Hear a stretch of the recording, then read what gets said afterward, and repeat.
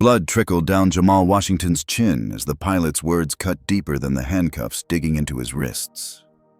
"First class isn't for your kind," the pilot sneered. Little did he know, Jamal had just purchased Atlantic Airlines yesterday. Before we dive into this shocking story, where are you watching from today? Drop your location in the comments and hit that like and subscribe button if you've ever witnessed or experienced discrimination while traveling. Trust me, you won't want to miss what happens next in this unbelievable true story of justice served at 30,000 feet. Jamal Washington wasn't born into privilege. At 40 years old, the brilliant and driven entrepreneur had created something extraordinary from nothing. His company, Skyward Innovations, had revolutionized the aviation industry with groundbreaking technology that other engineers had deemed impossible. But Jamal's journey to the top had been anything but smooth. Growing up in South Chicago, Jamal was raised by his single mother, Evelyn Washington, who worked 3 jobs to keep a roof over their heads. Their apartment was small, the neighborhood rough, but Evelyn instilled in her son an unshakable belief that education would be his ticket to a better life. "They can take away your home, your money, even your dignity," she would tell him, "but they can never take what's in your mind." Even as a child, Jamal displayed an uncanny fascination with flight. While other kids played with action figures, Jamal collected discarded electronics and scrap materials from neighborhood dumpsters. By age 10, he had transformed their tiny apartment into a workshop where he built model airplanes from scraps that actually flew. His bedroom ceiling was a constellation of hanging aircraft, each one more sophisticated than the last. "Mom, one day I'm going to build real planes," he promised Evelyn. She would smile, exhausted from her shifts, but never once suggested his dreams were too big. When Jamal scored in the top percentile on his SATs, he earned a full scholarship to MIT. Walking onto that prestigious campus was like entering an alien world. In his worn jeans and off-brand sneakers, he stood out among classmates who arrived in luxury cars with legacies of alumni parents. "You must be looking for the maintenance department," a professor remarked on Jamal's first day, not bothering to hide his smirk. Several students laughed. Jamal didn't. Instead, he responded, "No, sir. I'm looking to learn aerospace engineering so I can teach it one day." The professor's smile faded, but the incident was just the first of many. Throughout his college years, Jamal endured subtle and not-so-subtle prejudice. Classmates excluded him from study groups. Professors expressed surprise at his exceptional work, as if they couldn't believe a young black man from South Chicago could understand complex engineering principles. Despite the obstacles, Jamal graduated at the top of his class with dual degrees in aerospace engineering and business management. Job offers came flooding in, but Jamal had other plans. He didn't want to work for someone else's dream. He wanted to build his own. With $5,000 saved from campus jobs, Jamal converted his mother's garage into a makeshift laboratory. Evelyn had moved to a modest house in a safer neighborhood with Jamal's help, and she fully supported his decision to start his own company rather than accept a 6-figure salary from Boeing or Lockheed Martin. Skyward Innovations, he named it, because, as Evelyn always said, the only direction worth going is up. For 3 years, Jamal worked 18-hour days developing a revolutionary fuel efficiency system. He survived on ramen noodles and coffee, pouring every penny into research and prototypes. When he finally perfected his design, he began the arduous process of seeking investors. That's when he hit the hardest wall yet. "Your numbers look impressive on paper, Mr. Washington," one potential investor said, leaning back in his leather chair. "But I just don't see someone like you disrupting the aviation industry. It's not exactly your world." Rejection after rejection followed, often with similar thinly veiled racial undertones. But Jamal persisted, refining his pitch, improving his prototype, and leveraging every connection he could make. Finally, a venture capitalist named Sophia Chen saw what others couldn't or wouldn't. "This technology could change everything," she said, studying his designs with genuine interest. "I don't care where you come from or what you look like. I care about innovation, and this is the real deal. With Sophia's investment, Jamal secured a patent for his technology that reduced aircraft fuel consumption by 30%, an unprecedented achievement in aviation. Major airlines began licensing his system, and within 5 years, Skyward Innovations had grown from a garage operation to a company valued at over $2 billion. But Jamal wasn't satisfied with merely selling his technology to others. He wanted to implement it fully, to create an airline that embodied his vision of efficiency, sustainability, and equality. When struggling Atlantic Airlines hit financial turbulence and went up for sale, Jamal saw his opportunity. Yesterday, after months of negotiations, he had signed the final papers making him the majority owner of Atlantic Airlines. The acquisition was set to be announced next week after he had time to assess the company from the inside out, which is exactly why Jamal had booked a first-class ticket on Atlantic Airlines Flight 372 from Chicago to New York under his own name. No entourage, no press release, no special treatment. He wanted to experience the airline as a regular customer before announcing his ownership. He never anticipated that this decision would lead to one of the most humiliating experiences of his life, or that it would ultimately transform not just Atlantic Airlines, but the entire industry's approach to equality and dignity. As Jamal packed a small overnight bag for his trip, he had no idea that in less than 24 hours, his name would be trending nationwide for reasons he never could have imagined. The morning of the flight, Jamal chose comfort over formality. He slipped into his favorite pair of worn jeans, a plain gray hoodie, and the first pair of sneakers he grabbed from his closet. He wasn't trying to make a statement by dressing down. He simply wanted to travel comfortably. Besides, why should his worth be measured by his attire? O'Hare International Airport bustled with the usual morning rush as Jamal rolled his carry-on through the sliding doors. He checked his watch, a subtle Patek Philippe that cost more than some cars, but didn't scream wealth to the untrained eye. He had plenty of time before his 9:30 a.m. flight. Approaching the first-class check-in counter, Jamal noticed the attendant's eyes flick up, then down, then back up again. A quick assessment that ended with a slight furrow of her brow. "Regular check-in is over there, sir," she said, pointing to the significantly longer line to the right. "I'm flying first class," Jamal replied calmly, sliding his ID and confirmation email across the counter. The attendant, whose name tag read Brenda, examined his documentation with more scrutiny than seemed necessary. "Mr. Washington," she said finally, her tone suggesting she was correcting herself against her better judgment. "Of course. May I see the credit card used for this purchase?" It was an unusual request for someone who had already provided ID matching the ticket, but Jamal complied without comment, producing his Black American Express card. Brenda swiped it and, finding everything in order, reluctantly issued his boarding pass. "Enjoy your flight," she said, her smile not quite reaching her eyes. Jamal nodded his thanks and headed toward security. As a frequent flyer with top-tier status, he was accustomed to breezing through the TSA pre-check line. Today, however, a TSA agent diverted him from the expedited lane. "Random security check, sir," the agent said, though Jamal noticed the white businessman in front of him and the Asian woman behind him both proceeded through pre-check without issue. 30 minutes and a thorough bag inspection later, Jamal finally made it to his gate, just as first-class boarding was announced. He queued up with the other first-class passengers, most in business attire or designer casual wear. Several gave him sideways glances, clearly wondering what he was doing in their line. When Jamal presented his boarding pass to the gate agent, she studied it carefully, then looked at him with the same dubious expression he'd received at check-in. "This is for first-class boarding only at this time," she said slowly, as if speaking to someone who might not understand English well.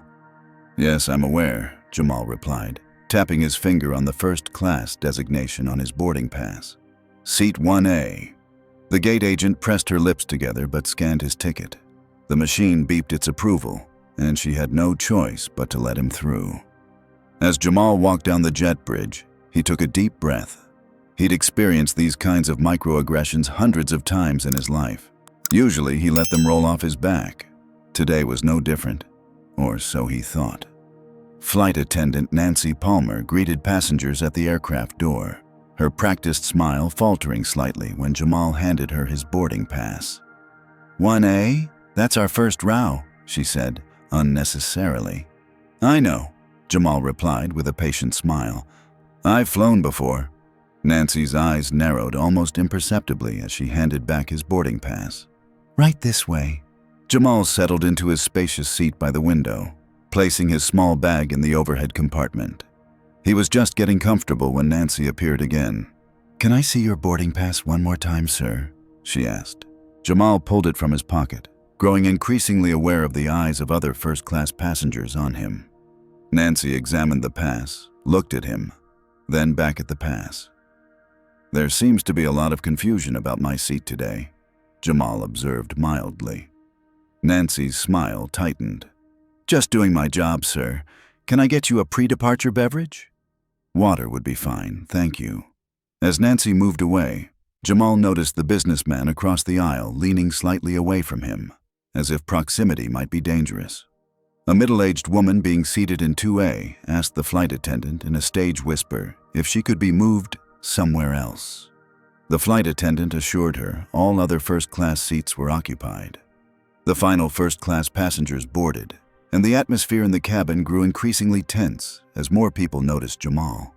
He kept his eyes on his phone, responding to emails, trying to ignore the discomfort around him. Just as the main cabin began boarding, a tall man in a pilot's uniform appeared in the first-class cabin. His 4 stripes indicated he was the captain, and his name tag read Raymond Keller, Chief Pilot.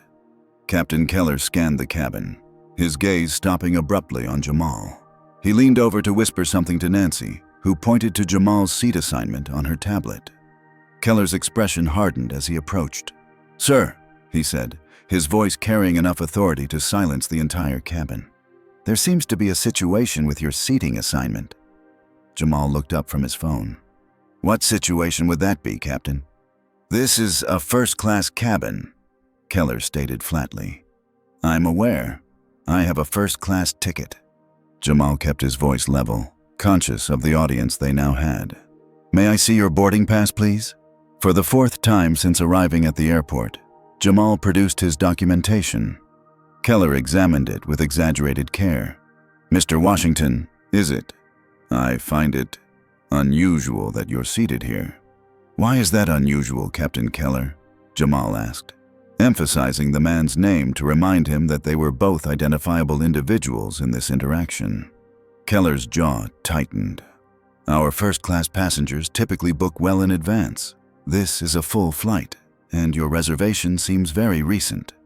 I booked this flight 3 days ago, Jamal replied. Is there a minimum advance purchase requirement for first class that I'm unaware of? The captain's nostrils flared slightly. No, but... Then I'm not sure I understand the problem.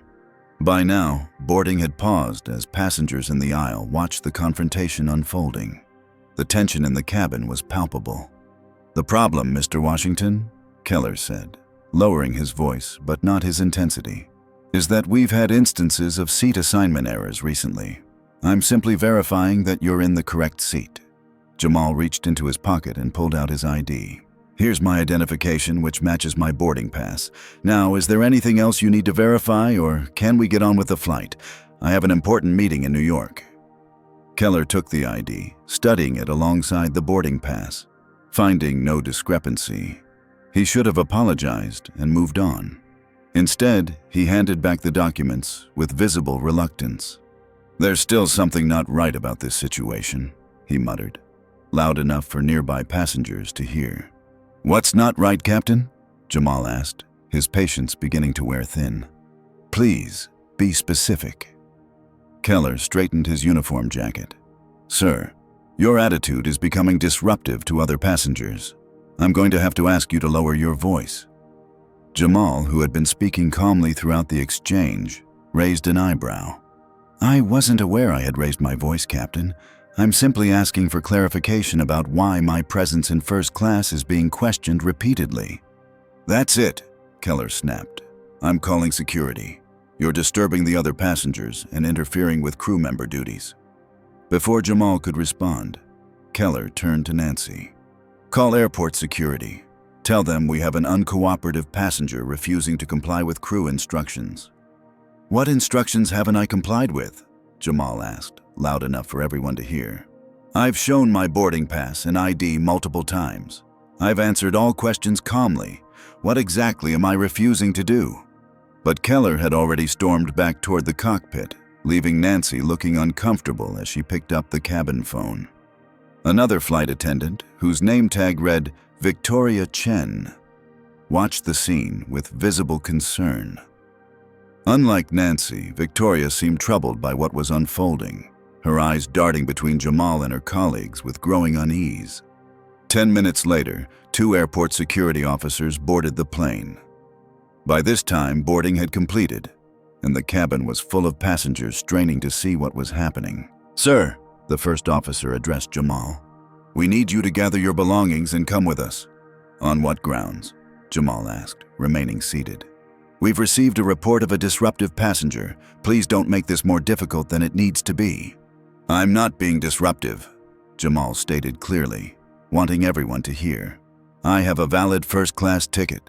I've complied with all requests for identification. I've spoken calmly and respectfully. The only disruption has been the repeated questioning of my right to sit in the seat I paid for." The second security officer, a younger man whose name badge read Dominic Taylor, shifted uncomfortably, seeming less certain about the situation than his partner. "Sir, please," the first officer insisted. "We can discuss this off the aircraft." "I'd prefer to discuss it here where there are witnesses," Jamal replied, "because I believe what's happening right now has nothing to do with my behavior and everything to do with the color of my skin." A hushed murmur rippled through the cabin.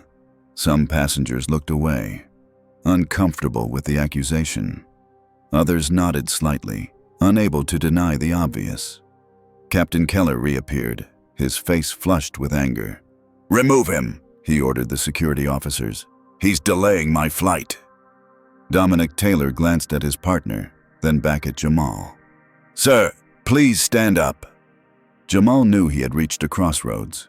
He could continue to resist and risk escalation, or he could comply under protest and fight this injustice through proper channels later. With the eyes of every passenger on him, he made his decision. "I'll go with you," he said, rising from his seat. "But I want everyone here to know that what's happening is wrong. I paid for this seat just like everyone else in this cabin." As Jamal reached for his bag in the overhead compartment, the first security officer suddenly grabbed his arm, twisting it behind his back. "Hey," Jamal protested. "That's unnecessary." "Stop resisting," the officer growled, though Jamal had offered no resistance. Within seconds, Jamal found himself forced face down across his first-class seat, his cheek pressed against the leather, as handcuffs were roughly applied to his wrists. The metal bit into his skin, unnecessarily tight. As the officers yanked him to his feet, Jamal's lip caught on the armrest, splitting open. Blood trickled down his chin as Captain Keller stood watching with arms crossed and a satisfied expression. "Next time, remember," Keller said quietly as Jamal was pushed past him. "First class isn't for your kind." The words hit harder than the physical pain. As Jamal was paraded down the aisle like a criminal, he saw the mixed reactions of the passengers. Some looked away in shame. Others watched with smug vindication, as if justice was being served. A few recorded the incident on their phones. Victoria Chen watched with horror, her hand covering her mouth. Unlike the others, she seemed to recognize the injustice unfolding before her eyes. As Jamal was escorted off the plane, his phone was confiscated along with his other belongings. Without it, he had no way to contact anyone, no way to tell his side of the story.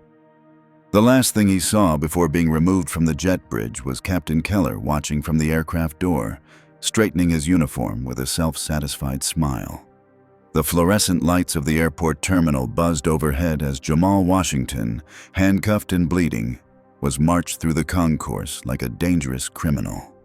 Travelers stopped to stare, some taking out their phones to record the spectacle.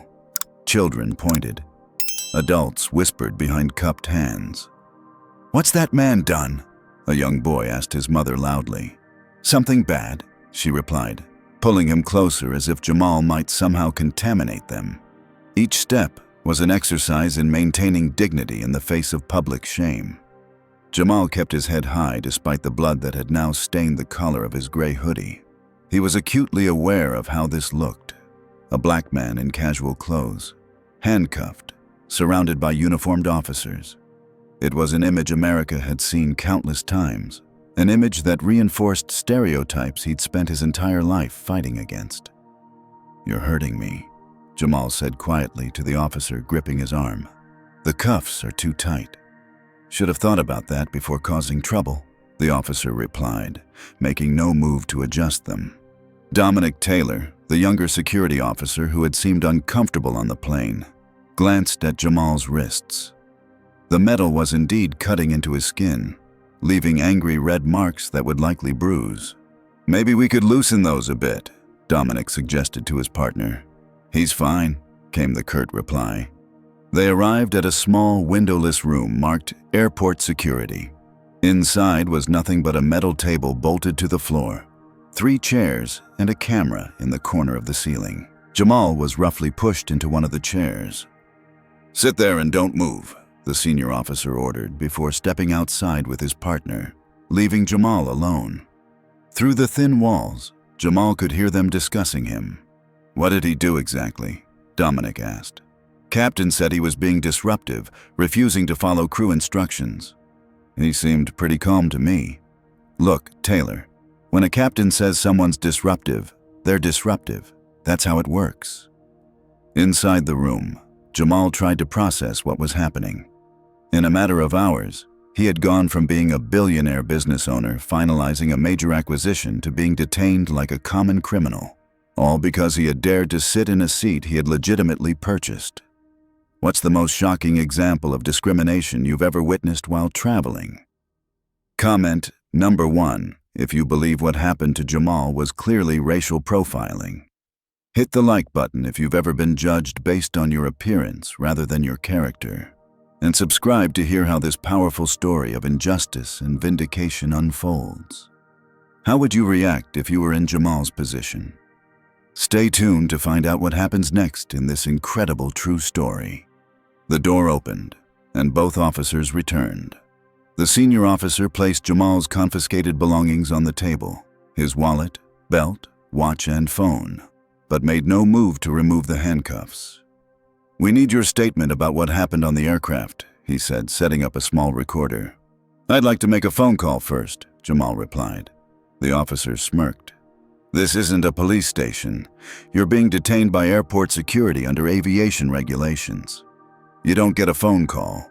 "I believe I'm legally entitled to contact someone regardless of who's detaining me," Jamal countered, his law classes from MIT still serving him well. "I'm being held against my will without being charged with any crime."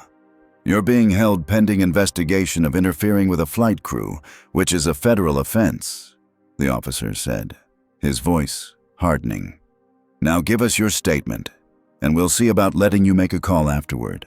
Jamal recognized the tactic. They wanted his version of events before he could speak to anyone who might advise him. He decided to give them the facts, nothing more. "I boarded a flight for which I had a legitimate first-class ticket," Jamal began, his voice steady. "I was repeatedly questioned about my right to be in that seat by multiple airline employees, culminating with the captain. When I calmly defended my right to sit in the seat I purchased, the captain called security and had me removed from the plane. At no point did I raise my voice, threaten anyone, or refuse any legitimate instruction." The officer scribbled notes, his expression skeptical. "And why do you think you were questioned about your seat?" It was a trap, and Jamal knew it. If he explicitly mentioned racial discrimination, they would paint him as playing the race card. If he didn't, the record would show he never claimed discrimination. "I believe the facts speak for themselves," Jamal replied carefully. "I was the only black passenger in the first-class cabin. I was the only passenger whose right to be there was questioned, despite having valid documentation. I leave it to others to determine why that might be." The officer's pen stopped moving. So you're saying the captain is racist? I'm saying I was treated differently than other passengers who had the same class of ticket. The reasons for that differential treatment are for Captain Keller to explain. The interrogation continued for nearly an hour, with the same questions asked repeatedly in different ways, a common tactic to try to catch someone in a lie. But Jamal's story remained consistent because it was the truth. Finally, the senior officer seemed to tire of the game. "Wait here," he instructed, as if Jamal had any choice in the matter. As the door closed, Jamal noticed his phone on the table, just out of reach with his hands still cuffed behind him. If he could just contact his assistant, Benjamin Harris, this situation could be resolved quickly. Benjamin would call the company attorneys, who would... His thoughts were interrupted as the door opened again. This time, only Dominic Taylor entered, looking nervously over his shoulder. "You're not supposed to be left alone with a detainee," Jamal heard the senior officer say from outside. "Just grabbing the forms we forgot," Dominic called back. "Give me 2 minutes." The door closed, and Dominic quickly moved to Jamal's side. "Listen," he said in a hushed voice. "Something's not right about this. That watch you're wearing costs more than I make in a year, and you don't talk like someone who would cause trouble on a plane." Jamal studied the young officer's face, seeing genuine concern there. "I'm going to step out again in a minute," Dominic continued, even quieter now. "I'll leave your phone within reach. You get one call, make it count, delete the record of it after. I could lose my job for this." Before Jamal could thank him, Dominic raised his voice again. "And don't try anything stupid while I get those forms," he said loudly, for the benefit of anyone listening outside. Then he slid the phone closer to the edge of the table and left. The moment the door closed, Jamal maneuvered himself awkwardly to reach his phone. The handcuffs made it nearly impossible to operate the device normally, but he managed to activate voice commands. "Call Benjamin Harris," he whispered. After 2 rings, his executive assistant answered. "Mr. Washington? I thought you'd be on your flight by now." "Ben, listen carefully," Jamal said, speaking rapidly but clearly. "I'm being detained by airport security at O'Hare after being removed from my flight. I need you to call Elise Montgomery and get her legal team here immediately. Tell her I was removed from a first-class seat on Atlantic Airlines despite having a valid ticket, and the captain made explicitly racist comments." "My God," Benjamin gasped. "Are you okay?" "I'm fine, but I need to go. Have Elise come to O'Hare Airport Security Office near Terminal C. And Ben, contact Gregory Parker, the current CEO of Atlantic. Tell him one of his pilots just discriminated against the company's new owner." "On it right now, sir." Jamal ended the call, deleted it from his history, and managed to push the phone back to its original position just as the door opened again. The next 30 minutes passed slowly as Jamal sat alone in the room, his wrists raw from the handcuffs. But now, at least, he knew help was coming. He almost pitied Captain Raymond Keller and Atlantic Airlines for what was about to hit them. Almost. While Jamal Washington sat handcuffed in the detention room, Flight Attendant Victoria Chen stood in the galley of the still-grounded aircraft, her hands trembling as she prepared the beverage cart. Something was very wrong about what she had just witnessed, and she couldn't shake the image of Jamal's dignified face as he was forcibly removed from the plane. "Vicky, what's wrong with you?" Nancy Palmer hissed, noticing her colleague's distraction. "We're already behind schedule because of that troublemaker. Get it together." Victoria nodded mechanically but couldn't stop thinking about the incident. Unlike Nancy, who had seemed all too eager to support Captain Keller's actions, Victoria had sensed the injustice immediately. The passenger had been calm, polite, and had a valid ticket. The only crime she could see was that he didn't fit someone's idea of what a first-class passenger should look like. "I need to use the restroom," Victoria said suddenly, setting down the coffee pot. "I'll be right back." Before Nancy could protest, Victoria slipped into the forward lavatory. Once inside, she pulled out her phone and the company memo she'd received that morning. The VIP list that all crew members got before each flight, listing noteworthy passengers who might be traveling. She scrolled through the names, stopping abruptly when she saw it. Jamal Washington, Skyward Innovations CEO, Seat 1A. Victoria's blood ran cold.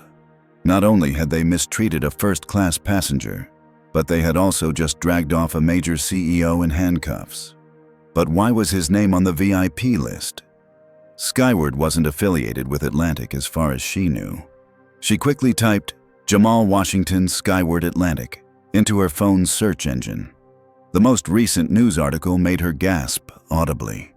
Atlantic Airlines acquisition expected to be announced next week, the headline read.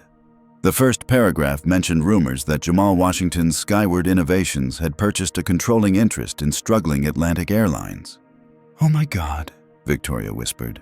"We just handcuffed our new boss." A knock on the lavatory door startled her. "Vicky, we're about to close the door. Captain wants to push back," Nancy called. Victoria emerged, her face pale. "Nancy, we need to talk to the captain right now." "What? Why?" "That passenger he just had removed? I think he owns the airline." Nancy scoffed. "Don't be ridiculous.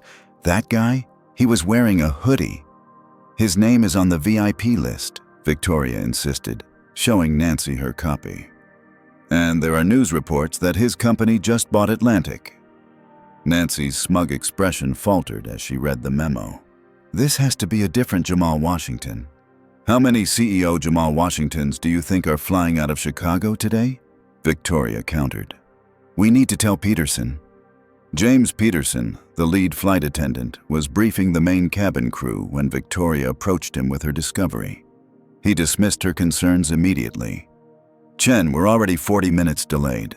The captain has made his decision and we're pushing back. End of discussion." "But sir, if I'm right." "You're not," Peterson cut her off. "Now get to your jump seat. That's an order." Victoria reluctantly complied, buckling herself in for takeoff, but her conscience wouldn't let her stay silent. As the aircraft doors closed, she made a decision that could cost her career. Discreetly, she took out her phone, against regulations during preparation for departure, and sent a text message to a friend in Atlantic's corporate office with a link to the news article and a brief explanation of what had just happened. Meanwhile, in the detention room, Security Officer Dominic Taylor was having his own crisis of conscience.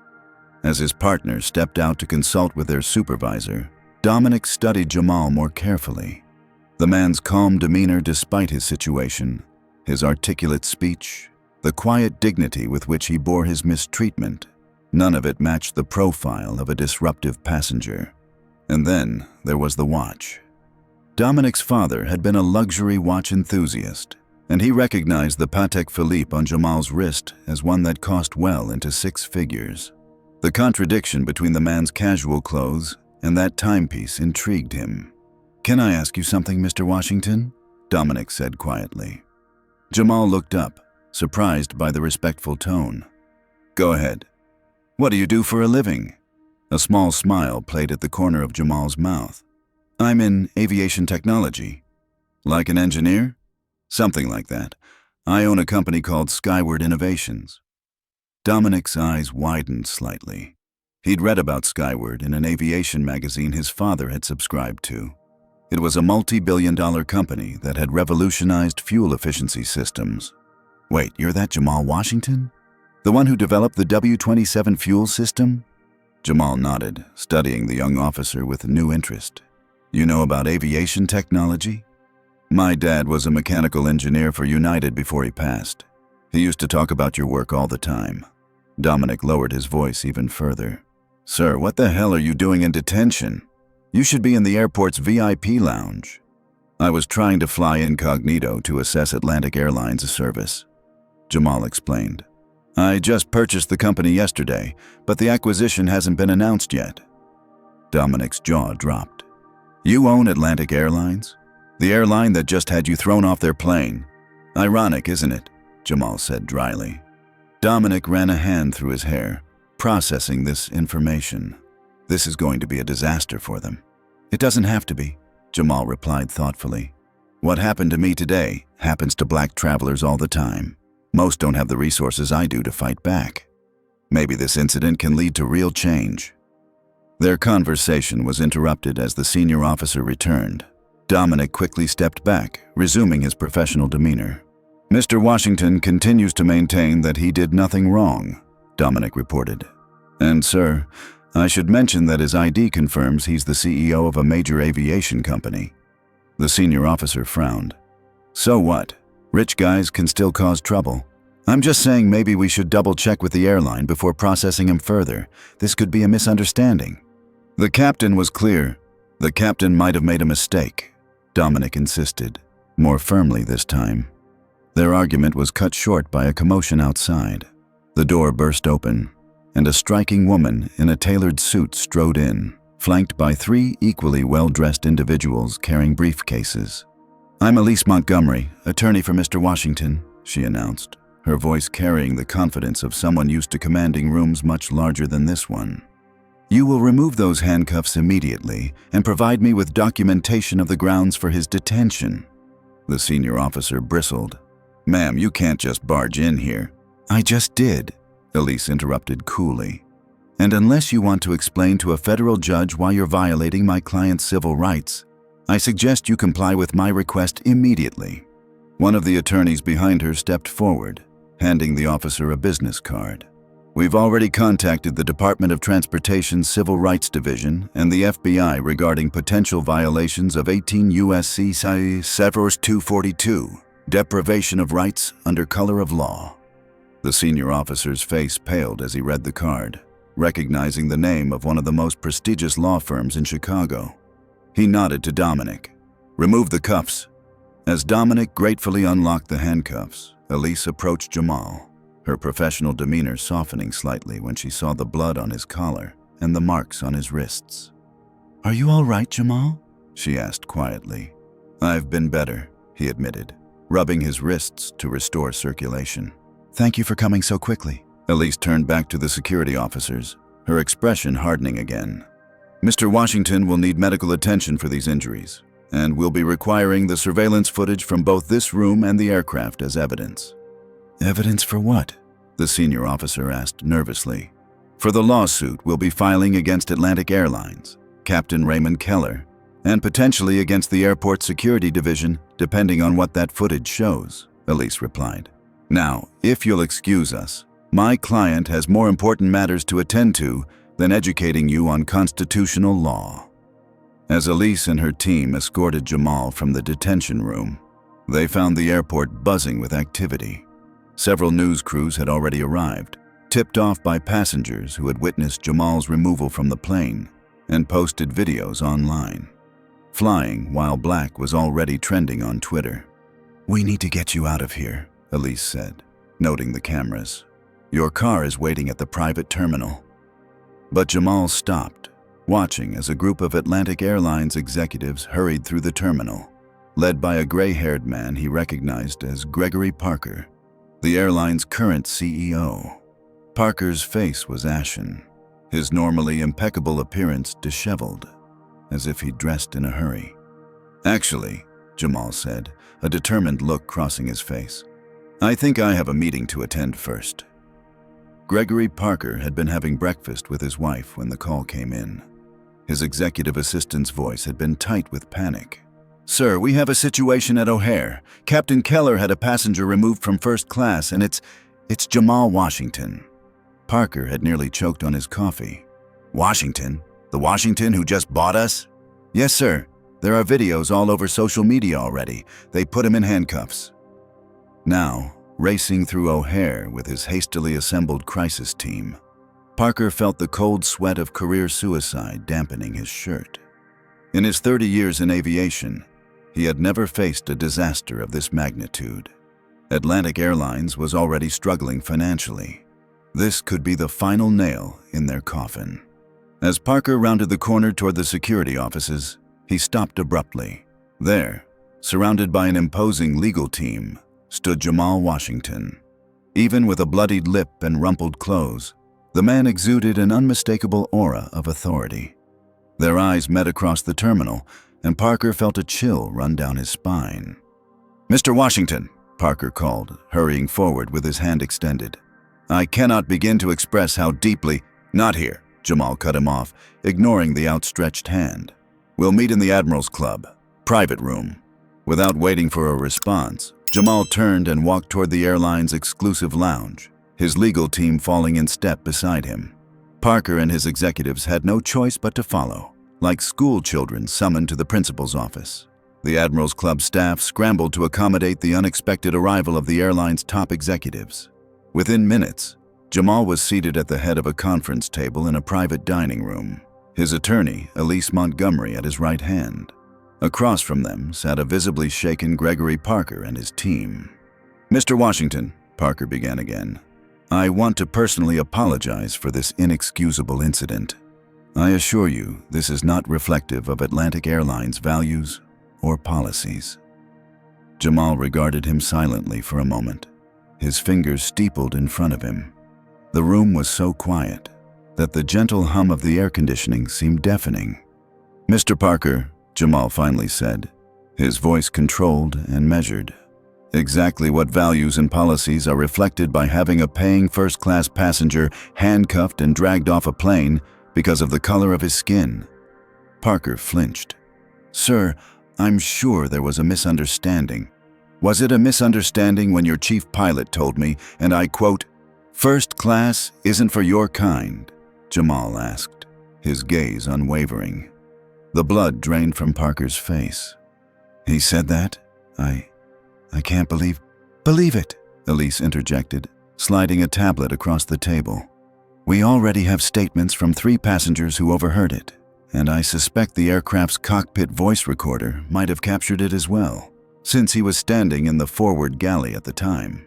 One of Parker's executives, a nervous-looking man in a rumpled suit, leaned over to whisper something in the CEO's ear. Parker's expression grew even more distressed. "Mr. Washington," Parker said, his voice now trembling slightly, "Captain Keller has been with Atlantic for 20 years.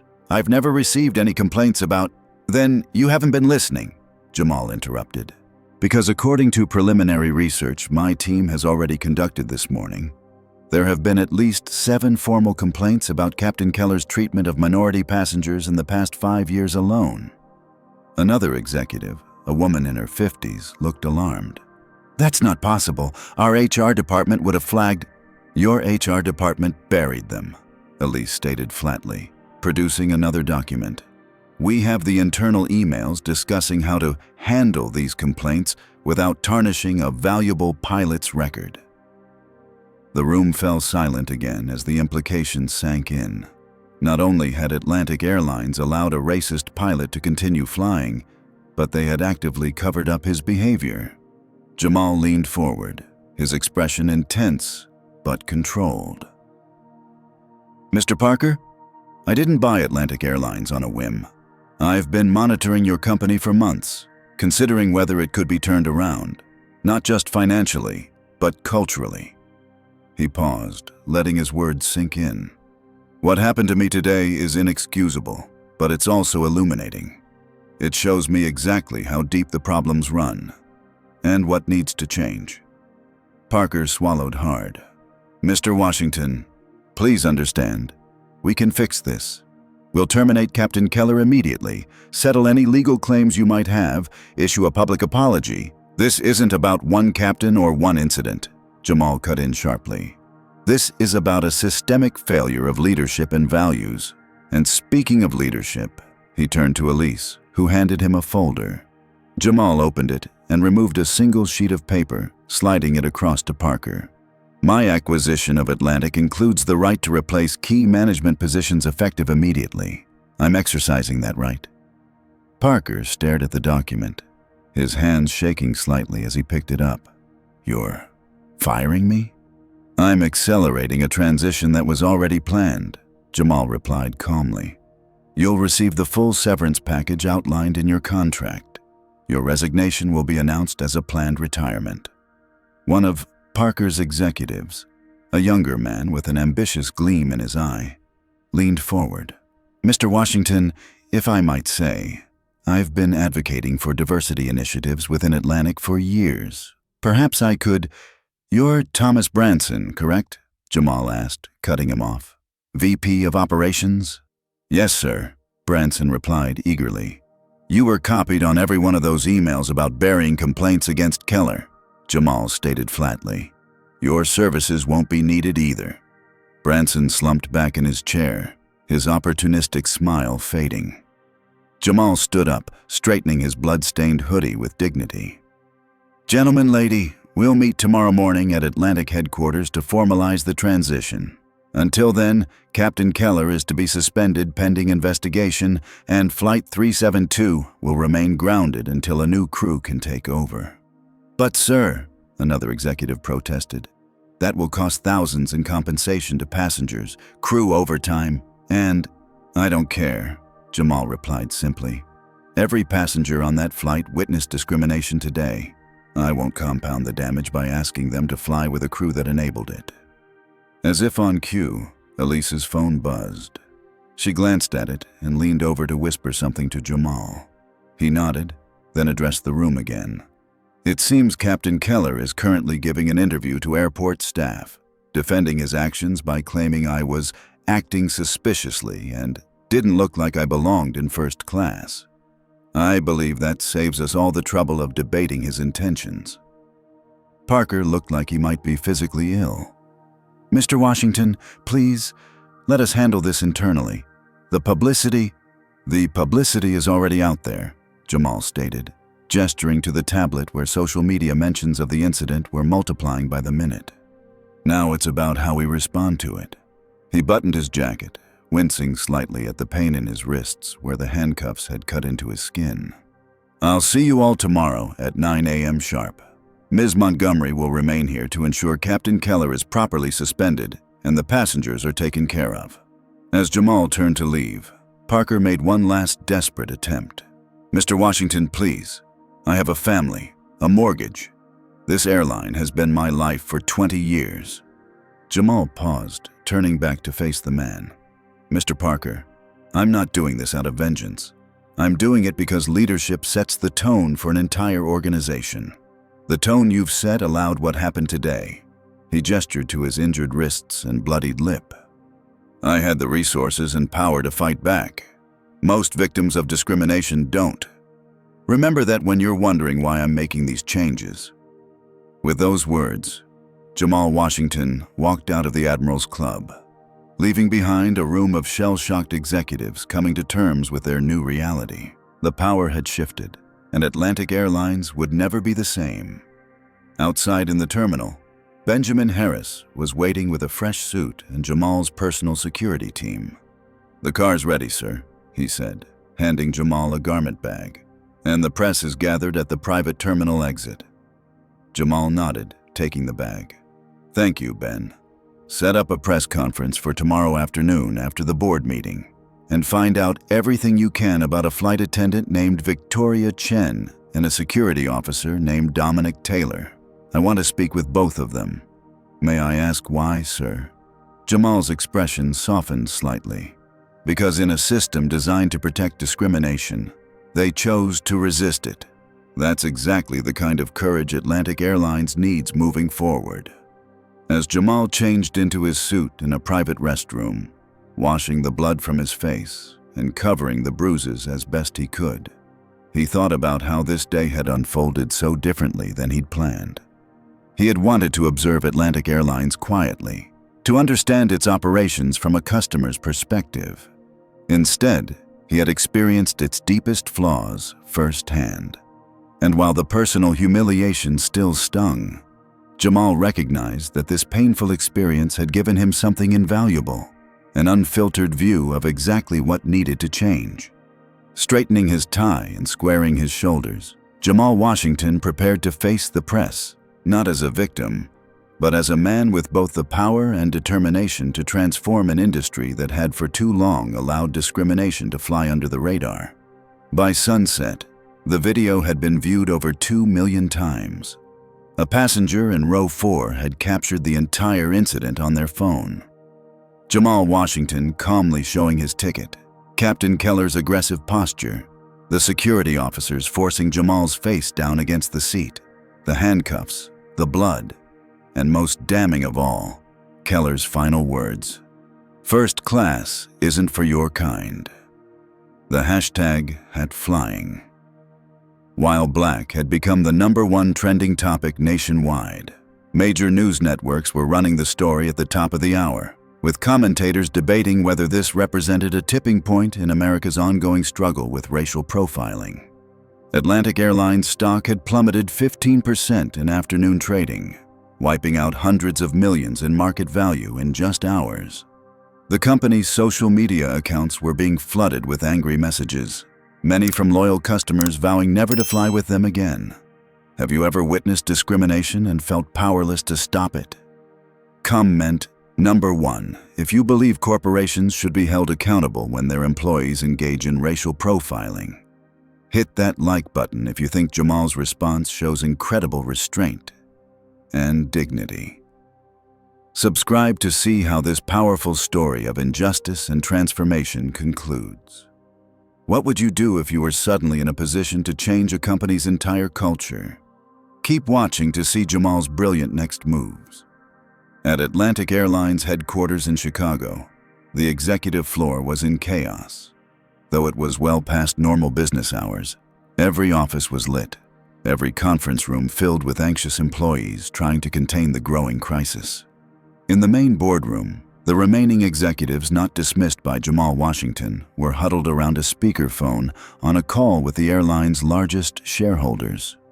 "We understand your concerns," Interim CEO Janet Morris was saying, her voice strained. "But we ask for patience as we work through this unfortunate incident." "Unfortunate incident?" boomed the voice from the speaker.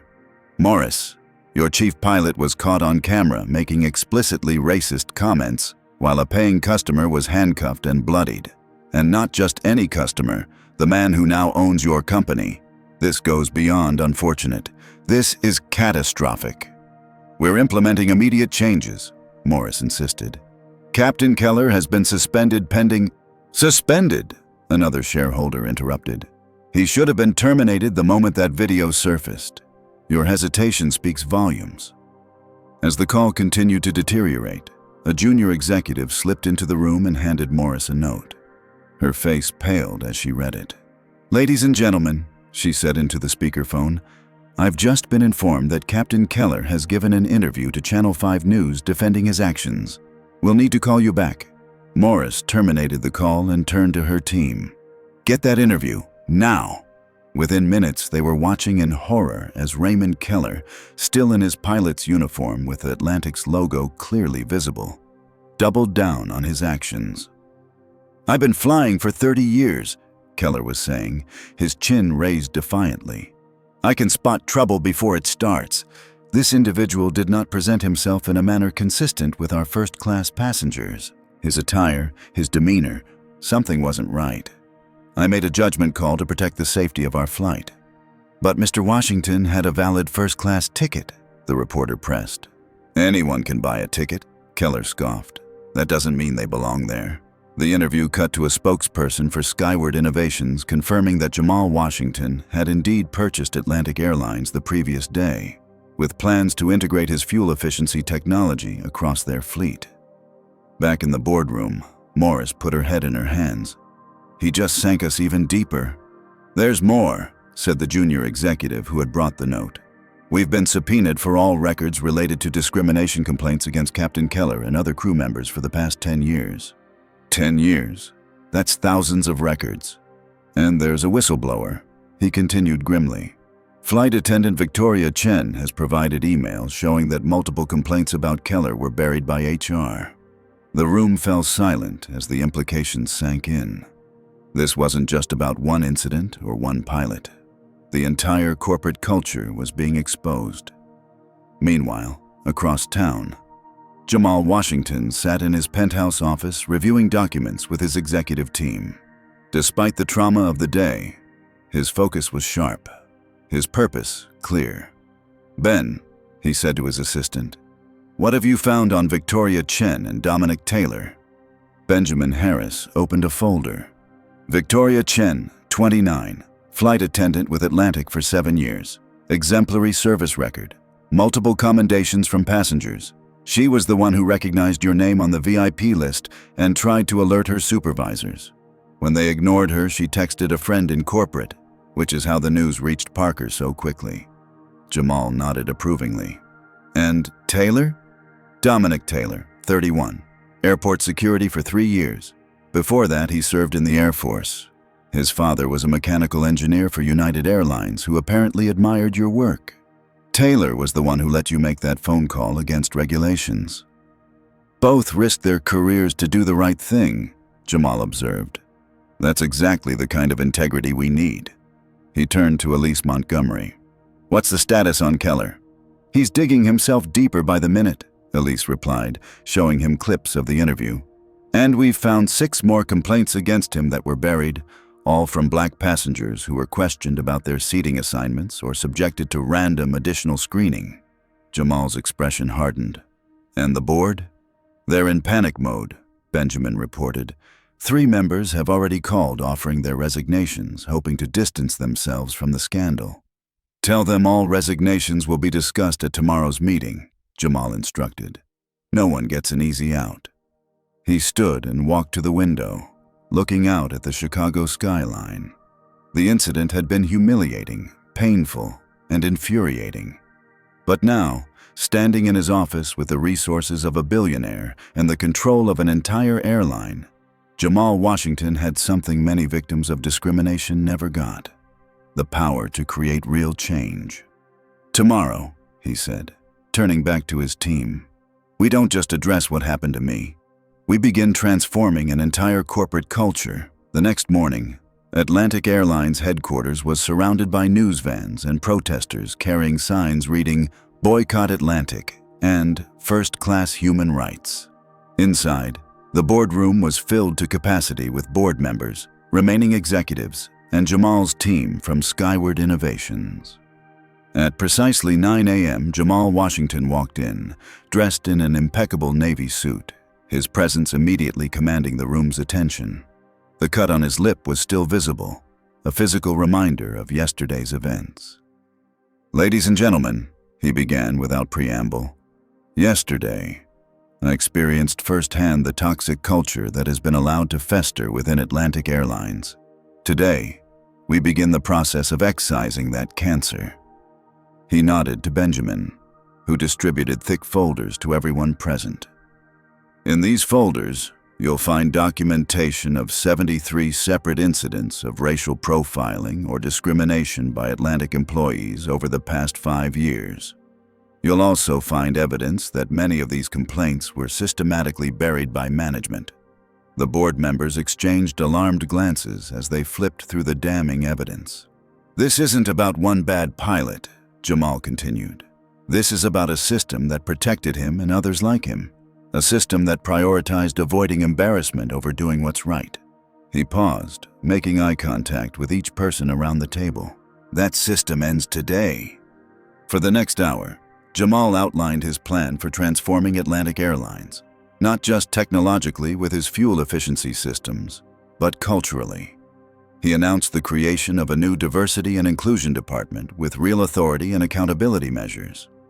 He detailed mandatory bias training for all staff, starting with pilots and flight attendants. He revealed a zero-tolerance policy for discrimination with clear enforcement mechanisms. Most of the board members listened in stunned silence, recognizing both the necessity of these changes and the implicit criticism of their past leadership. A few nodded in agreement, perhaps seeing the opportunity to be on the right side of a transformative moment. As Jamal concluded his presentation, the boardroom doors opened, and Raymond Keller was escorted in by security. The pilot looked considerably less confident than he had in his television interview, his eyes darting nervously around the room. "Captain Keller," Jamal said, his voice level but cold. "Do you know who I am?" Keller swallowed hard. "You're Jamal Washington. And do you know what my relationship is to Atlantic Airlines?" "I've been told you purchased the company," Keller admitted, his voice barely audible. "That's correct," Jamal confirmed. "The company you've worked for 20 years is now mine. The uniform you're wearing, that's mine too." Keller's face had lost all color. "Mr. Washington, if I could explain—" "There's nothing to explain," Jamal cut him off. Your actions and words were captured on video for the world to see. But more importantly, they were experienced by me.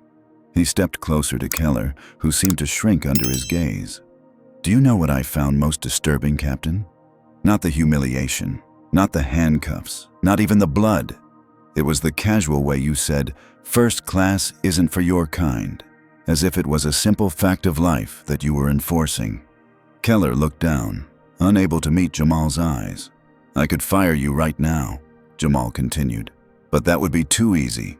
Instead, I want you to face the consequences of your actions through proper channels." He turned to the board. "Captain Keller will be suspended without pay pending a full investigation by our newly established ethics committee. He will be afforded due process, as all employees should be. If the committee finds, as I suspect they will, that this was not an isolated incident but a pattern of behavior, his employment will be terminated and the findings will be shared with the FAA and other airlines." Keller's head snapped up. "You can't do that. You'll end my career." "No, Captain," Jamal replied calmly. "You ended your career when you decided that the color of my skin determined where I could sit on an airplane. I'm simply ensuring that you can't do the same to someone else." As security escorted a shell-shocked Keller from the room, Jamal turned back to the board. "That is how we will handle discrimination moving forward. Transparent, fair, but absolutely unyielding in our commitment to dignity for all passengers and employees." The message was clear.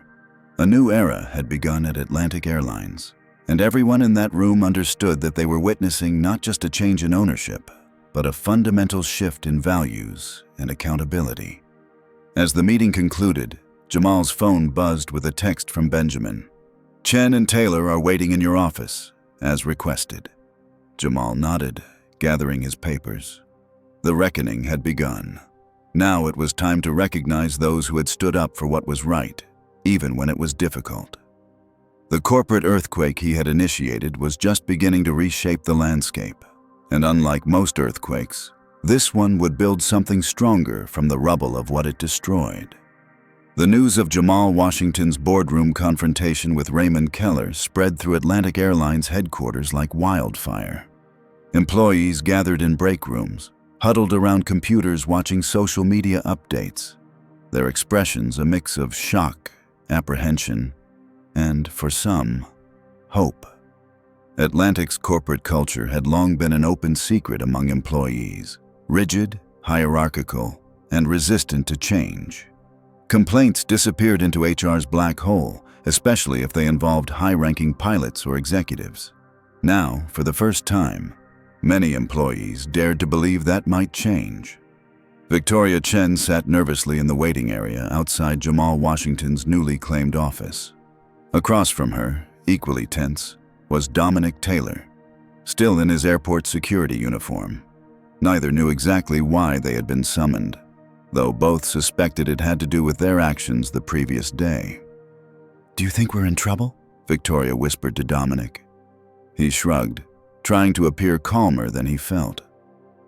"I broke protocol letting him make that call. Could lose my job, but I'd do it again.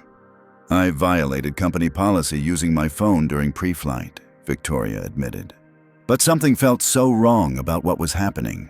Before they could continue, the office door opened, and Benjamin Harris emerged.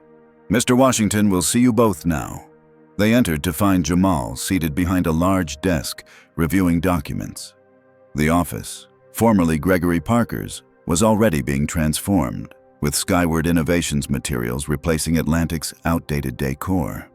"Ms. Chen, Mr. Taylor," Jamal greeted them, standing to shake their hands. "Thank you for coming." Both were struck by his calm demeanor, so at odds with the tumultuous events of the previous day.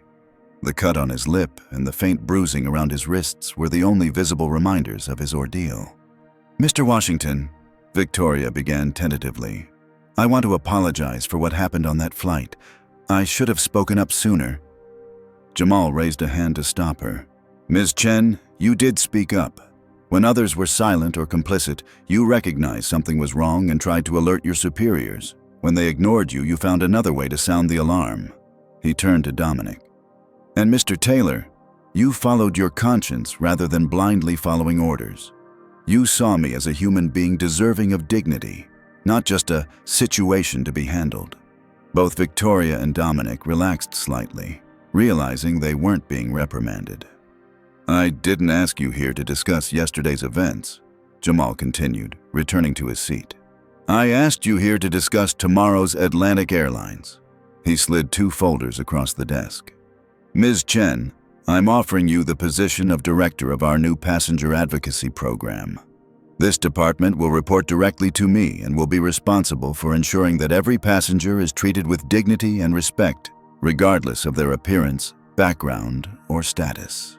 Victoria's eyes widened as she opened the folder to find a formal offer letter with a salary nearly triple her current pay. Mr. Taylor, Jamal continued, I'd like to offer you a position as well. Head of Customer Respect Training for our security and ground operations staff. Your military background combined with your airport security experience makes you uniquely qualified to teach others how to maintain safety without sacrificing human dignity. Dominic stared at his offer letter in disbelief. Sir, I'm not even an Atlantic employee. You are now, Jamal replied with a small smile. If you accept. Both sat in stunned silence, processing the unexpected turn their careers had just taken. Why us? Victoria finally asked. Because transformation doesn't happen from the top down alone, Jamal explained. It requires people at all levels who are willing to stand up for what's right, even when it's difficult. You both demonstrated that quality yesterday. That's exactly what Atlantic Airlines needs as we rebuild its culture.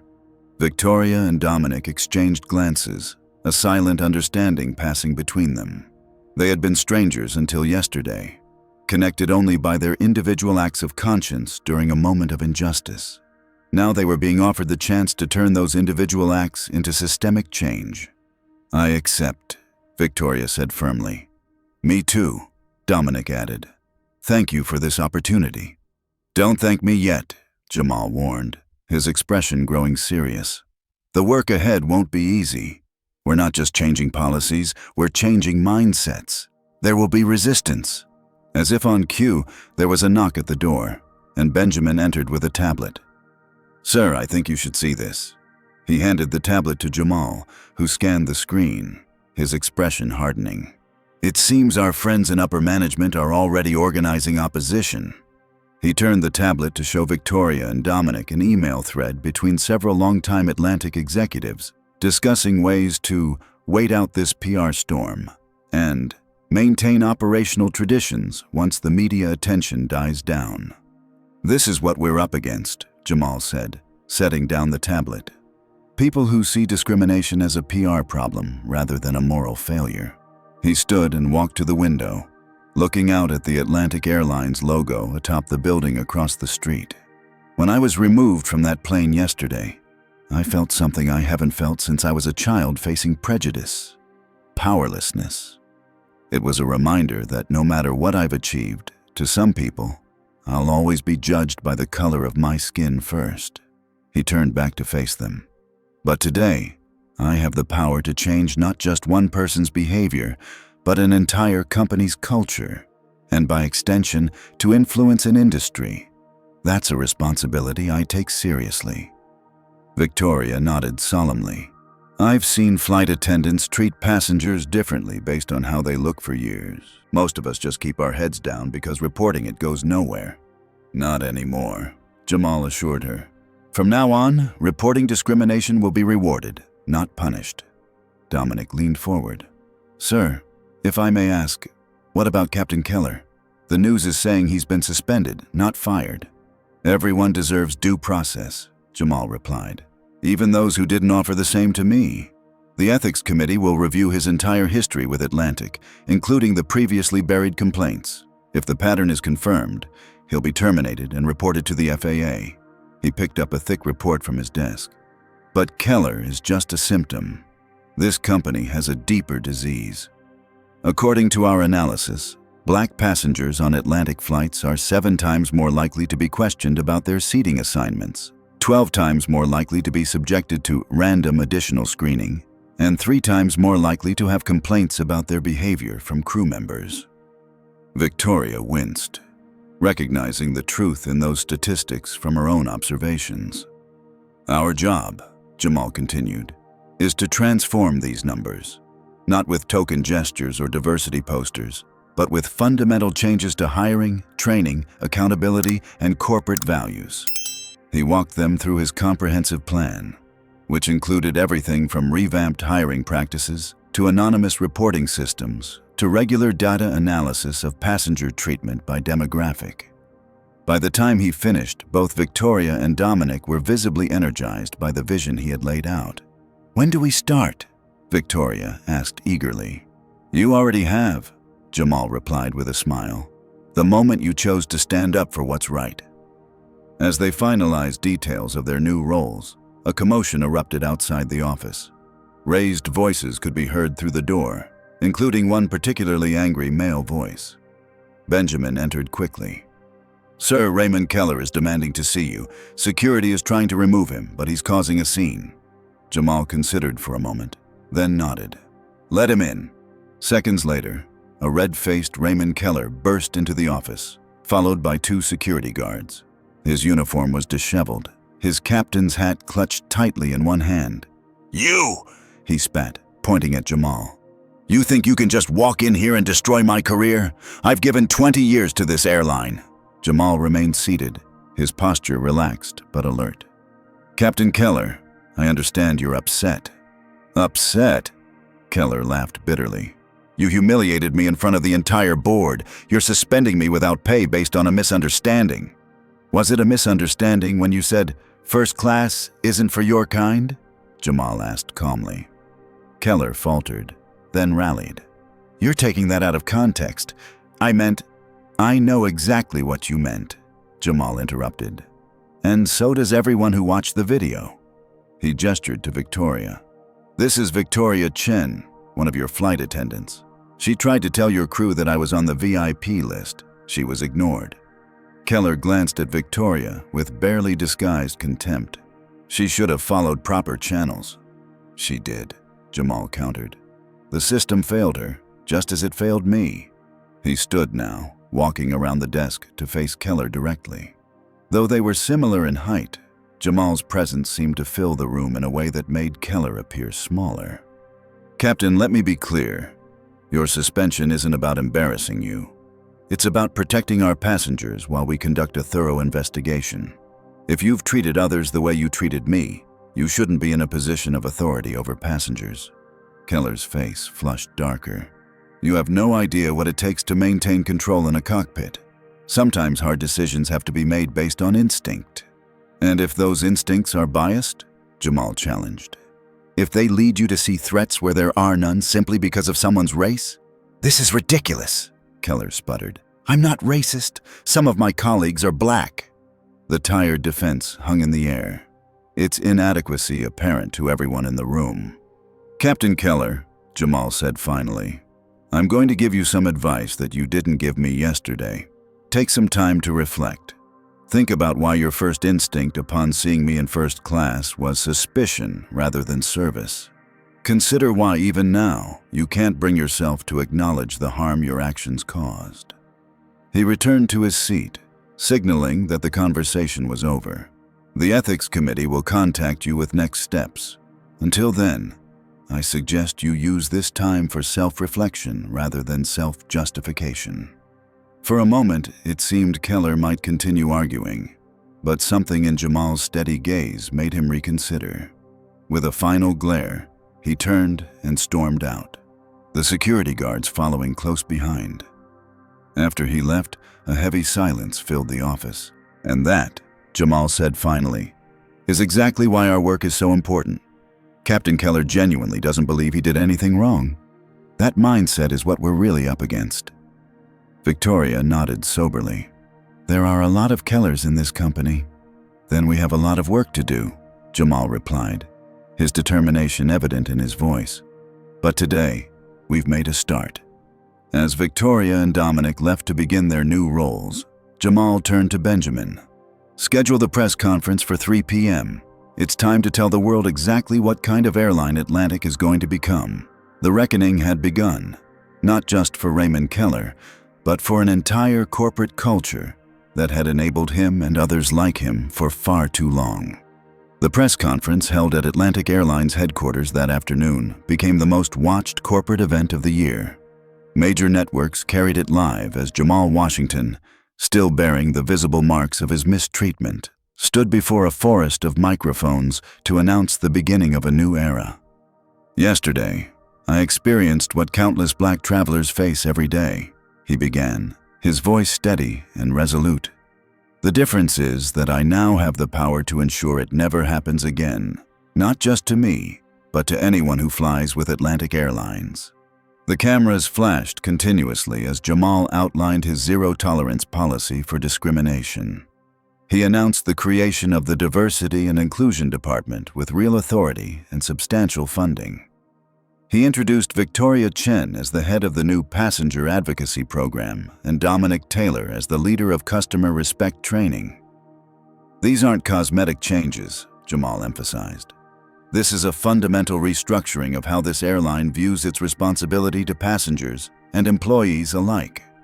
When asked by a reporter if he was concerned about the costs of such sweeping changes, Jamal's response was unequivocal. "I'm more concerned about the cost of not making these changes. Discrimination isn't just morally wrong, it's bad business." Behind the scenes, the transformation of Atlantic Airlines had already begun in earnest.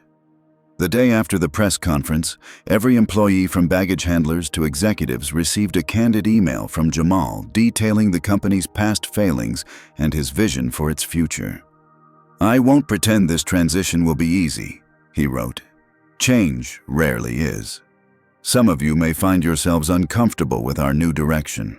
Others may wonder if this is just a temporary reaction to a PR crisis. Let me be absolutely clear. This is permanent. This is non-negotiable. And those who cannot adapt to a culture of respect and inclusion will not have a place in the new Atlantic Airlines." The email concluded with an anonymous reporting system for employees to share past instances of discrimination they had witnessed or experienced, along with a personal guarantee from Jamal that such reports would be taken seriously. Within 24 hours, the system received over 300 submissions. "It's worse than we thought," Jamal told his executive team as they reviewed the initial reports. "We have flight attendants admitting they were instructed to give better service to premium-looking passengers. We have gate agents who were told to scrutinize upgrade requests from certain demographics more carefully. We even have pilots who made detours to avoid specific neighborhoods during landing approaches because they didn't want to fly over ghettos." The scope of the problem was daunting, but Jamal refused to be discouraged. "This is exactly why we're here," he reminded his team. "Not to manage a crisis, but to solve a systemic problem." The mandatory bias training programs began the following week, starting with pilots and flight attendants. Unlike typical corporate diversity training, often perfunctory and easily forgotten, this program was comprehensive and consequential. Led by experts in bias recognition and mitigation, the sessions didn't shy away from uncomfortable truths. Captain Frank Simmons, a 25-year veteran pilot, shifted uncomfortably in his seat during one such session. "Look, I get that we need to be sensitive," he said during a discussion. "But at the end of the day, my job is to fly the plane safely. I don't have time to worry about whether asking someone to follow regulations might offend them." Victoria Chen, who was observing the session, stepped forward. "Captain Simmons, when was the last time you questioned a white businessman in a suit about whether he belonged in first class?" Simmons blinked. I don't think I ever have." "Exactly," Victoria replied. "The issue isn't about enforcing regulations. It's about who you assume is breaking them based solely on appearance." The exchange was typical of the frank conversations happening throughout the company. Some employees embraced the changes enthusiastically, relieved that long-ignored issues were finally being addressed. Others resisted, clinging to the familiar comfort of, "That's how we've always done things." Jamal had anticipated this resistance and prepared for it. He made a point of personally working alongside flight crews periodically, demonstrating his commitment to understanding the operational realities of the airline. He listened to concerns, addressed legitimate operational questions, and firmly but respectfully challenged outdated attitudes. "I'm not asking you to change who you are," he told a group of skeptical senior pilots. "I'm asking you to expand your perspective on who your passengers are." The implementation of Jamal's fuel-saving technology provided an unexpected advantage in this cultural transformation. The significant cost reduction allowed for increased investment in staff training and customer service without sacrificing profitability. This undercut the argument that diversity initiatives were merely expensive luxuries that detracted from the real business of running an airline. 3 months into the transformation, Atlantic Airlines introduced a new hiring and promotion policy designed to create a workforce that better reflected the diversity of its passengers. The policy included blind resume reviews, diverse interview panels, and mentorship programs for underrepresented groups. Thomas Reynolds, a middle manager who had been with Atlantic for 15 years, complained to HR that the new policy was reverse discrimination and threatened to sue. When the issue reached Jamal's desk, his response was clear. "Mr. Reynolds is welcome to pursue legal action if he believes his rights have been violated," Jamal told the concerned HR director. "But our policy doesn't lower standards or exclude anyone. It expands the pool of qualified candidates who might previously have been overlooked due to bias. If Mr. Reynolds can't understand that difference, perhaps Atlantic isn't the right place for him anymore." Reynolds opted to resign rather than adapt, but he was in the minority. Most employees, seeing the tangible benefits of a more inclusive workplace, gradually embraced the new Atlantic Airlines culture. 4 months in, the airline unveiled its new marketing campaign, "Everyone flies first class in how we treat you." The advertisements featured diverse passengers and crew members, highlighting Atlantic's commitment to dignity and respect for all travelers, regardless of their ticket class. The campaign resonated with consumers, particularly in minority communities where stories of mistreatment by airlines had been shared for generations. Atlantic began to develop a reputation as the preferred airline for Black travelers, a demographic other carriers had often neglected or alienated. Within the industry, competitors watched Atlantic's transformation with a mixture of skepticism and concern. Many predicted the initiative would fade once the initial controversy died down. Others dismissed it as an expensive exercise in political correctness that would ultimately hurt the bottom line. 6 months after the incident, those predictions were proven wrong when Atlantic released its quarterly results. Not only had the airline recovered from the initial stock price plunge, but it was now outperforming its competitors in both customer satisfaction and profitability. Business analysts struggled to explain the phenomenon until one particularly insightful article in the Wall Street Journal connected the dots. By addressing a long-ignored issue in the airline industry, the unequal treatment of passengers based on appearance, Atlantic has tapped into a vast reservoir of consumer goodwill. Travelers who previously felt marginalized now actively choose Atlantic, while those unaffected by such issues appreciate the generally improved customer service that has resulted from the company's heightened attention to dignity and respect. Behind closed doors, other airlines began quietly implementing their own versions of Atlantic's diversity initiatives, though few would publicly acknowledge that they were following Jamal Washington's lead. For Victoria Chen, the transformation was deeply personal. From a flight attendant who had felt powerless to stop injustice, she had become a key architect of systematic change. Her passenger advocacy program had already handled over 500 cases, resolving issues that in the past would have been ignored or buried. "The difference now," she explained to a new group of flight attendants during their training, "is that we measure our success not just by on-time departures or beverage sales, but by whether every passenger leaves our plane feeling they were treated with dignity." Dominic Taylor had experienced a similar evolution. His customer respect training program had become a model not just for Atlantic, but for airport security teams across the country.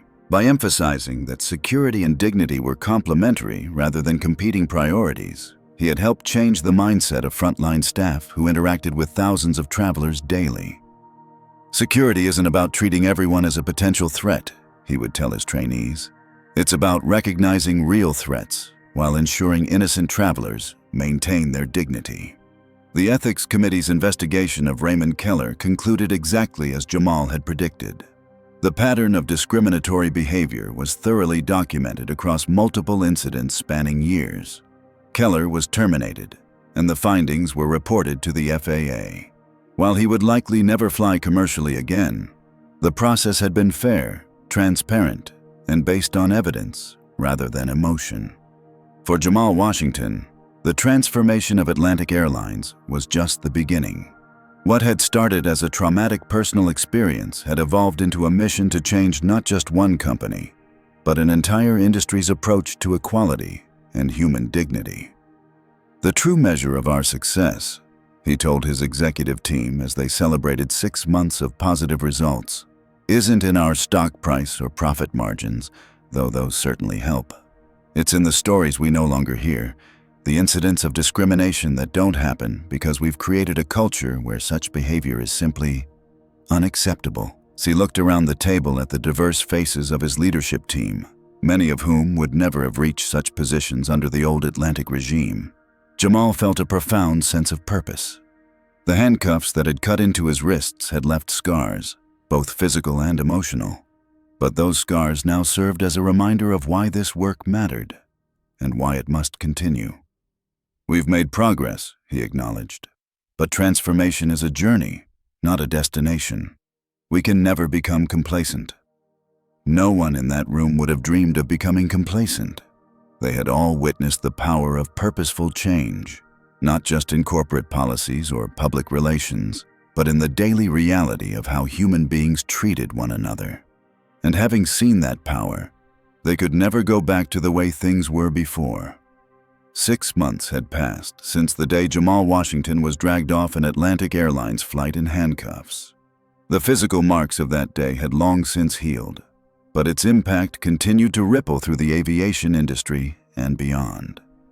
On this particular morning, Flight 372 from Chicago to New York, the same route, the same flight number as that fateful day, prepared for departure, but everything else had changed. The check-in counter was staffed by a diverse team who greeted each passenger with genuine warmth. The security screening process was efficient but respectful, with officers trained in Dominic Taylor's Customer Respect program. The boarding process was orderly, with no subtle questioning of who belonged in which cabin. In the first-class section, a young black woman in casual clothes was welcomed with the same deference as the white executive in an expensive suit seated across from her. The flight attendants, led by a senior crew member who had been personally trained by Victoria Chen, moved through the cabin with an attentiveness that excluded no one. In row 15, seat E, sat Jamal Washington himself. "Sir, we have space in first class," a flight attendant whispered discreetly when she recognized him. "I'd be happy to move you up." Jamal smiled and shook his head. "Thank you, but I'm perfectly comfortable here. I make a point of flying in different cabins to experience our service from every perspective." The flight attendant nodded, understanding the principle behind his choice. "Can I bring you anything before takeoff, Mr. Washington?" "Just a water, please. And Amanda," he added, reading her name tag, "you're doing an excellent job." As the plane took off, Jamal reflected on the journey of the past 6 months. The implementation of his fuel-saving technology had exceeded even his optimistic projections, reducing Atlantic's fuel costs by 32%. The savings had been strategically reinvested in staff training, customer experience improvements, and environmental initiatives. Atlantic Airlines had emerged from the crisis stronger than ever. Industry analysts who had predicted the company's demise were now studying it as a case example of successful corporate transformation. The stock price had not only recovered, but reached an all-time high as the market recognized that ethical business practices and profitability could go hand in hand. Most meaningful to Jamal, however, were the changes in corporate culture. Atlantic now led the industry in diversity hiring and promotion, with the percentage of minority employees in leadership positions having doubled in 6 months. Employee satisfaction scores had risen dramatically as staff at all levels embraced the company's new values. The airline had become known for its zero-tolerance approach to discrimination, with several high-profile incidents where Atlantic had stood firmly behind employees who intervened to protect passengers from mistreatment, even when it meant delaying flights or offloading problematic customers. Jamal's phone buzzed with a text message from Benjamin. Meeting with Victoria and Dominic confirmed for noon at headquarters. Jamal texted back his acknowledgement, looking forward to the reunion. He had deliberately scheduled this meeting for today, exactly 6 months after the incident, as a moment to reflect on how far they had come and how far they still needed to go. As the flight progressed, Jamal observed the crew interactions with passengers. He noticed a middle-aged black man being treated with the same courtesy as the elderly white woman beside him. He saw a Muslim family with young children receiving thoughtful assistance rather than suspicious glances. These weren't exceptional moments. They were simply the new normal at Atlantic Airlines. After landing at JFK, Jamal made his way to the Atlantic corporate offices in Manhattan. The company had maintained its New York presence even after moving its headquarters to Chicago, and the office had been recently renovated to reflect the new corporate identity. Gone were the sterile, impersonal spaces of the old Atlantic. In their place were open, collaborative environments with artwork celebrating diversity and innovation. Even the company logo had been subtly redesigned, maintaining brand recognition while signaling transformation. Victoria Chen and Dominic Taylor were waiting in the conference room when Jamal arrived. Both had flourished in their new roles, growing from individuals who had taken personal risks to stand up for what was right into leaders who were changing an entire industry's approach to human dignity. "It's good to see you both," Jamal greeted them warmly. 6 months. Hard to believe, isn't it? Victoria nodded, smiling. "Sometimes it feels like years ago, and sometimes it feels like yesterday." "I was just on Flight 372, Jamal told them. "The difference is remarkable, not just in policy, but in feeling. There's a genuine sense of respect that permeates every interaction." "The new training programs are working," Dominic confirmed. "Security incidents are down 40%, while passenger satisfaction scores are up 60%. Turns out treating people with dignity actually makes the job easier, not harder." Victoria opened a folder she had brought with her. "We just completed our quarterly diversity audit. Black passengers report a 92% satisfaction rate with their treatment on Atlantic flights, up from just 38% before the changes. Other minority groups show similar improvements." "And our overall market share?" Jamal asked. "Up 4 percentage points, Victoria replied. "We're taking passengers from every competitor, but especially from those who haven't addressed these issues."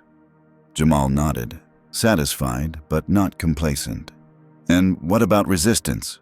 Are we still seeing pushback from the old guard?" "Less and less," Dominic reported.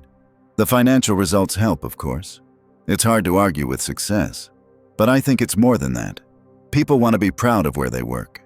The employees who initially resisted are now some of our biggest advocates because they've seen firsthand that this isn't just talk." Victoria agreed. "We had a senior pilot who was vocally skeptical at first. Last month, he intervened when a passenger made a racist comment to a flight attendant. After the flight, he told me, 'I get it now. This isn't about being politically correct. It's about basic human decency.'"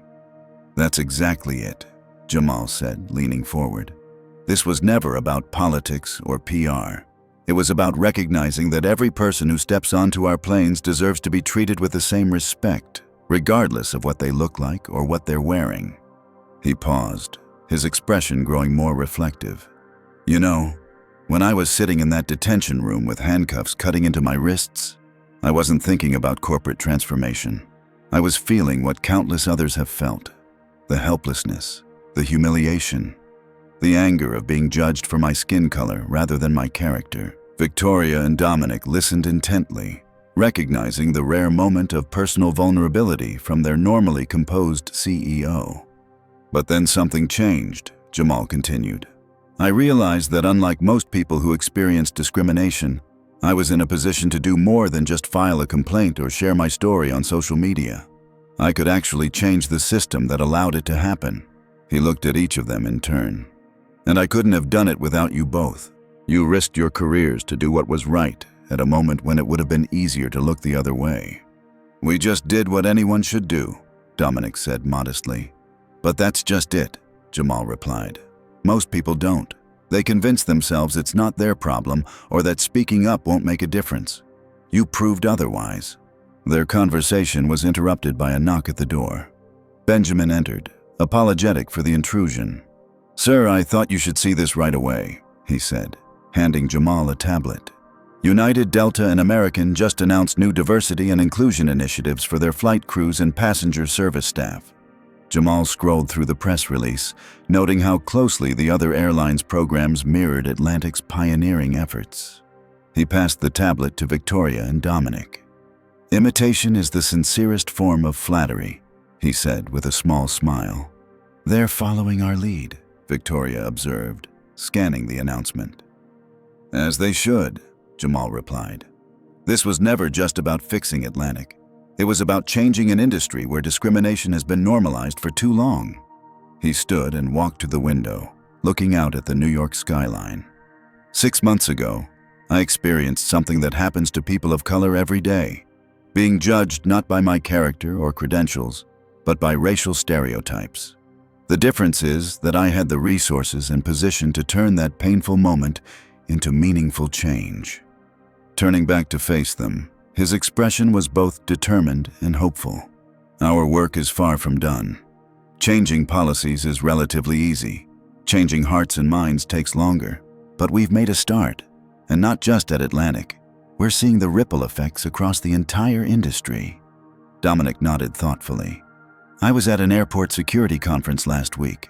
Security directors from multiple airports approached me about implementing our training program. 5 years ago, they wouldn't have even acknowledged there was a problem."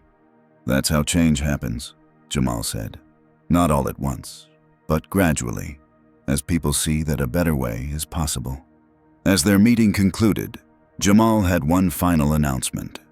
"I've decided to establish the Dignity in Travel Foundation. It will provide resources for travelers who experience discrimination and work with airlines and airports to implement best practices for equitable treatment." Victoria's eyes lit up. "That's a wonderful idea. Will it be part of Atlantic?" "No," Jamal replied. "It needs to be independent to maintain credibility across the industry. I'm funding it personally to start, but I hope other airlines will eventually contribute." He handed them each a folder containing the foundation's preliminary plans. "And I'd like you both to serve on its advisory board, if you're willing. Your experiences and insights would be invaluable." Both eagerly accepted, recognizing the opportunity to extend their impact beyond Atlantic Airlines to the travel industry as a whole. As they prepared to leave, Jamal asked them to pause for a moment. "Before we go, I want to thank you both again. What happened to me 6 months ago was painful and humiliating. But because of your courage and the work we've done together since then, something positive has emerged from that experience." He extended his hand to each of them in turn. "You've helped transform a moment of injustice into a movement for change. That's a legacy we can all be proud of." After Victoria and Dominic departed, Jamal remained in the conference room, reflecting on the journey of the past 6 months. The incident that had started it all, being removed from a first-class seat because of racial profiling, had been a personal low point. But from that painful experience had come transformation, not just for Atlantic Airlines, but potentially for an entire industry. As he prepared to leave, Jamal noticed a framed photograph on the wall that hadn't been there during his last visit. It showed a diverse group of Atlantic employees standing proudly in front of an aircraft bearing the company's new livery. Their faces reflected not just diversity of appearance, but a shared sense of purpose and dignity. Beneath the photo was a simple quote that Jamal had included in his very first address to Atlantic employees. "The measure of a just society is not how it treats its most privileged members, but how it treats those who have historically been marginalized." Looking at the photo, Jamal felt a sense of accomplishment tempered by the awareness that their work was far from complete. The transformation of Atlantic Airlines was not the end of the journey, but rather a promising beginning. A demonstration that systemic change was possible when people of conscience stood together against injustice. As he left the building, a text message arrived from Benjamin. "Passenger survey results just in. Atlantic rated #1 in customer respect across all demographic groups. Jamal smiled, pocketing his phone.